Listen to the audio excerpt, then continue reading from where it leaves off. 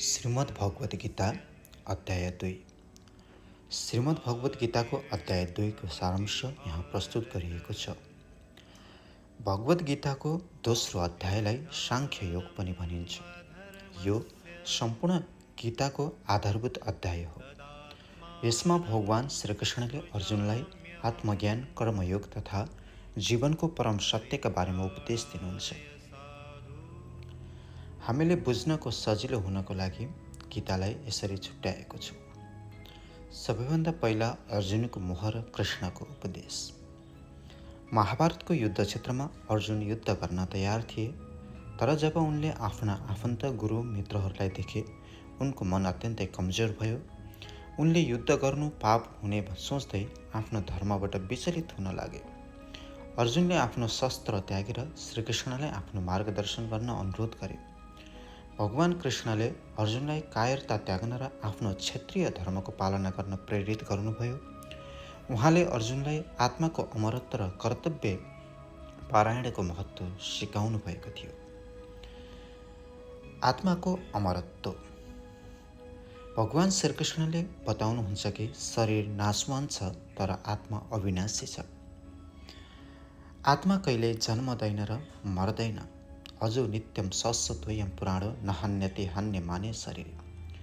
शरीर मरेर गए पनि आत्मा भनेको अजो, अमर, अविनाशी हुन्छ। आत्मा न त कुनै हतियारले काट्न सक्छ, न आगोले जलाउन सक्छ, न पानीले भिजाउन सक्छ, न त हावा अर्थात् वायुले सुकाउन नै सक्छ। नैनम छिन्दन्ति शस्त्राणि नैनम दहति पावक न च इनम क्लेदयन्त्यापो न शोषयति मारुत। जस्तै एक व्यक्तिले पुरानो लुगा त्यागेर नयाँ लुगा लगाउँछ, आत्माले पनि पुरानो शरीर त्यागेर नयाँ शरीर ग्रहण गर्दछ। श्रीकृष्णको यो उपदेशले अर्जुनलाई मृत्युको भयबाट मुक्त गराउन मद्दत गर्दछ। अनि कृष्णले कर्मयोग अर्थात् निष्काम कर्मको शिक्षाको बारेमा पनि बताउनुहुन्छ।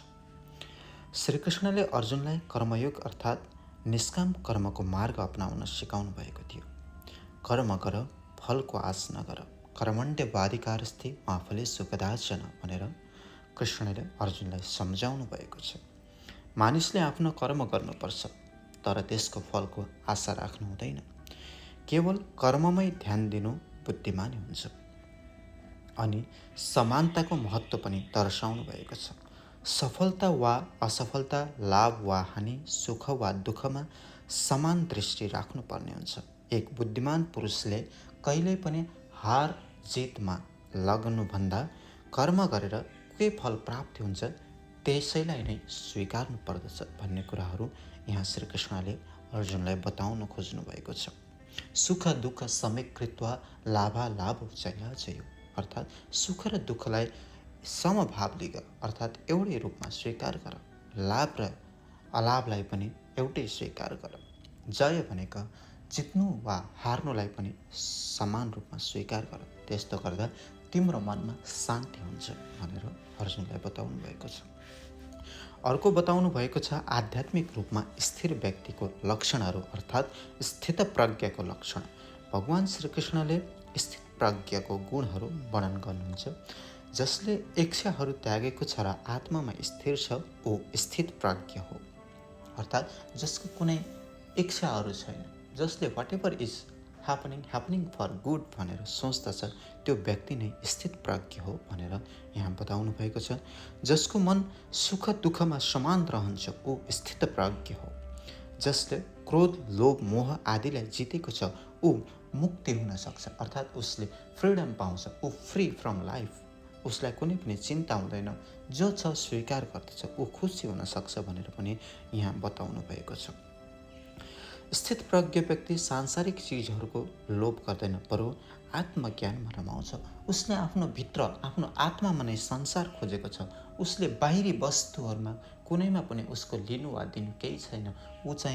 उसले जहिले पनि यो मेरो होइन, यो सबैको हो, आज मेरो छ भोलि अर्कैको हुनेछ भन्ने सोच्दछ भने त्यो व्यक्ति नै स्थितप्रज्ञ अर्थात् आत्मामा रमाएको व्यक्ति हो। यसरी नै गीताको दोस्रो अध्यायमा श्रीकृष्णले अर्जुनलाई एकदमै उपयोगी ज्ञानहरू बताउनु भएको छ, जुन ज्ञानहरू आज पनि संसारमा अत्यन्तै महत्त्वपूर्ण रहेको छ। त्यसैले गीताको दोस्रो अध्यायलाई एकदमै महत्त्वपूर्ण अध्यायको रूपमा जानिन्छ। जय श्री कृष्ण।